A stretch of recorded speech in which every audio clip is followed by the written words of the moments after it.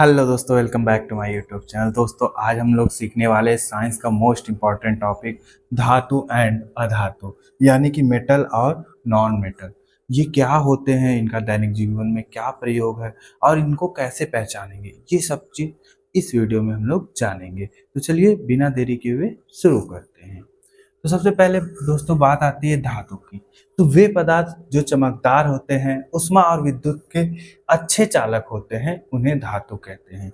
जैसे हमारा लोहा, तांबा, सोना, चांदी, ये सब क्या होते हैं दोस्तों? विद्युत के अच्छे चालक होते हैं। अब दोस्तों, ऊष्मा और विद्युत के अच्छे चालक का मतलब क्या है कि अगर इन पदार्थों को आप सूर्य की रोशनी में रखते हैं या आग के संपर्क में रखते हैं, तो इसमें क्या हो जाता है, ये जो धातु होता है इसमें क्या हो जाता है, ऊष्मा का चालन हो जाता है, यानी कि ये क्या हो जाता है, हीट हो जाता है। अगर कोई लोहा है, जैसे दोस्तों अगर लोहे को हम लोग सूर्य की रोशनी में रख देते हैं काफ़ी देर तक, तो क्या हो जाता है, लोहा गर्म हो जाता है। या लोहे को हम लोग आग के संपर्क में रख देते हैं तो क्या हो जाता है, कुछ देर बाद हमारा लोहा गर्म हो जाता है। और दोस्तों, इसमें विद्युत के अच्छे चालक होते हैं, कहने का मतलब ये है कि अगर कभी भी आप लोहे से किसी भी तार को, नंगे तार को आप छू देते हैं तो क्या हो जाता है, वो करंट मारने लगता है, यानी कि उसमें विद्युत का प्रवाह होने लगता है। दोस्तों, अगर आपको ऐसे नहीं समझ में आ रहा है तो फिर से मैं एक थोड़ी सी कोशिश कर रहा हूँ। मान लीजिए ये हमारा जो ये छड़ है, यहाँ पे दोस्तों जो हमारा ये छड़ है, ये मान लीजिए लोहे का है। तो हम लोग जैसे ही इससे, इस पॉइंट से इसको करंट में लगाएंगे तो क्या होगा, करंट हमारा यहाँ से यहाँ तक आ जाएगा, यानी करंट यहाँ से यहाँ तक प्रवाह होगा। याद रहे दोस्तों, ये छड़ क्या होना चाहिए, लोहे का होना चाहिए, सोने का होना चाहिए, चांदी का होना चाहिए। जब इसको हम लोग विद्युत के संपर्क में डालेंगे तो विद्युत क्या होगा, यहाँ से यहाँ तक आएगा और हमें एक झटका सा लगेगा। तो ऐसे जितने भी पदार्थ होते हैं जिसमें विद्युत का प्रवाह होता है या ऊष्मा का प्रवाह होता है, वो क्या कहलाता है, धातु कहलाता है। आई होप दोस्तों आपको ये बात समझ में आ गई होगी। अब दोस्तों, धातुओं के कुछ गुण होते हैं। जैसे धातु क्या होता है, हमारा चमकदार होता है। धातु क्या होता है दोस्तों, चमकदार होता है। और जैसा कि मैंने बताया था कि ऊष्मा और विद्युत का क्या होता है, सुचालक होता है, यानी कि उसमें से ऊष्मा और विद्युत क्या हो जाता है, आसानी से एक छोर से दूसरे छोर तक बहता रहता है।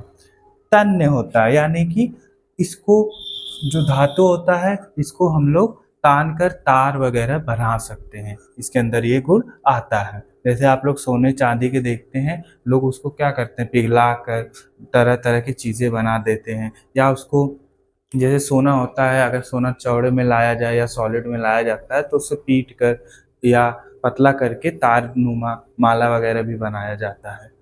वही अगला इसका है आघातवर्धनी, यानी कि जितने भी धातु होते हैं उन्हें पीट कर चादर के रूप में परिवर्तित किया जा सकता है। और है दोस्तों ध्वनि युक्त, यानी कि जितने भी धातु होते हैं अगर हम उसको पीटते हैं या उस पे मारते हैं तो क्या करता है, वो ध्वनि देता है, यानी कि आवाज देता है। तो ये रहे दोस्तों धातु के गुण। अब आ जाते हैं अधातु।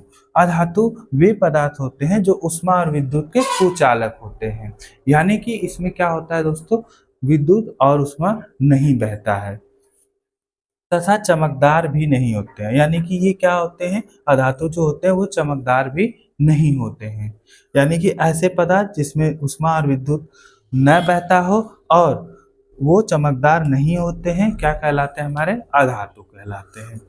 अब जैसे हमारा है ऑक्सीजन, सल्फर, कार्बन, ये सब क्या है दोस्तों, अधातु हैं।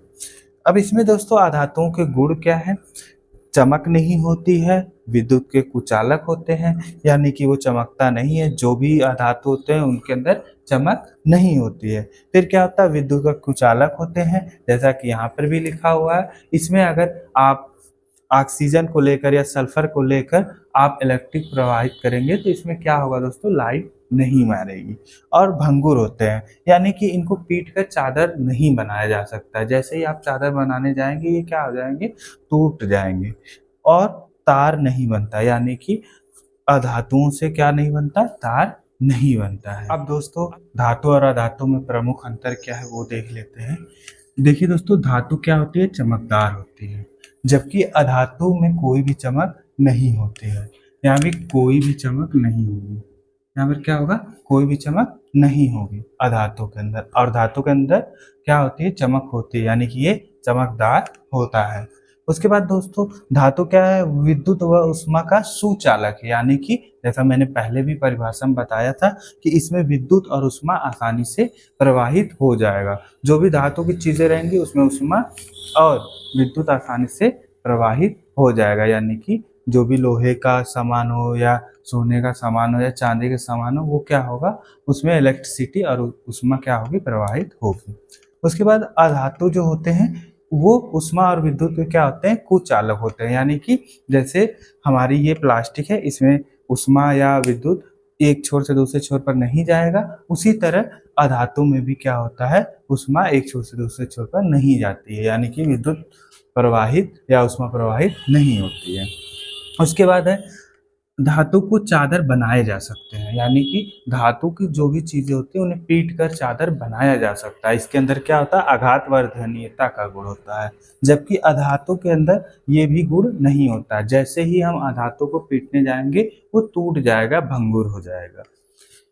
उसके बाद दोस्तों है धातु को तार बनाए जा सकते हैं, यानी धातु से क्या बनाए जा सकते हैं दोस्तों, तार बनाए जा सकते हैं। अधातु से कोई भी तार नहीं बनाए जा सकते हैं, क्योंकि अधातु के अंदर तन्यता का गुण नहीं होता है। उसके बाद है दोस्तों अधातु क्या करता है, ध्वनि उत्पन्न करता है, यानी कि जब भी हम लोग धातु पे टिक करेंगे या मारेंगे उसको, तो वो क्या करेगा दोस्तों, ध्वनि को उत्पन्न करेगा, जबकि अधातु क्या है, ध्वनि को उत्पन्न नहीं करता है। यानी कि धातु ध्वनि उत्पन्न करता है और अधातु ध्वनि उत्पन्न नहीं करता है। उसके बाद है दोस्तों कि दैनिक जीवन में इसका उपयोग क्या है। धातु और अधातु हम लोग पढ़ तो रहे हैं, लेकिन इसका हमारे रियल लाइफ में या दैनिक जीवन में प्रयोग क्या है या उपयोग क्या है। तो धातु से बर्तन, तार, मशीन इत्यादि बनाए जाते हैं। दोस्तों धातु से बहुत सारी चीज़ें बनाई जाती हैं, जैसे कि यहाँ पर बर्तन, तार, मशीन और भी बहुत सारी चीज़ें ऐसी हैं जिसको हम लोग धातु से बनाते हैं। कमेंट करिएगा कि और क्या क्या चीज़ें धातु से हम लोग बनाते हैं। अधातु की भी दोस्तों ज़रूरत पड़ती है। अधातु जैसे ऑक्सीजन सांस लेने में यूज़ होता है, कार्बन ईंधन बनाने में यूज़ होता है। तो ये हो गया धातु और अधातु का हमारे दैनिक जीवन में उपयोग।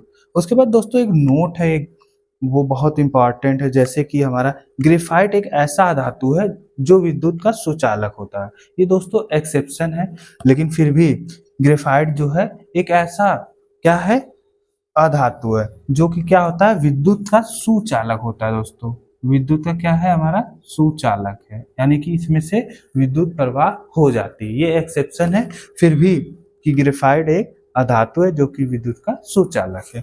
उसके बाद एक एक्सेप्शन और है दोस्तों, मरकरी एक ऐसा धातु है जो सामान्य ताप पर क्या रहता है, द्रव रहता है। बाकी जो धातु हैं वो ठोस रहते हैं, लेकिन मरकरी हमारा ऐसा धातु है जो सामान्य ताप पर क्या रहता है, द्रव में रहता है। आई होप दोस्तों धातु और अधातु आपको अच्छे से समझ में आ गया होगा।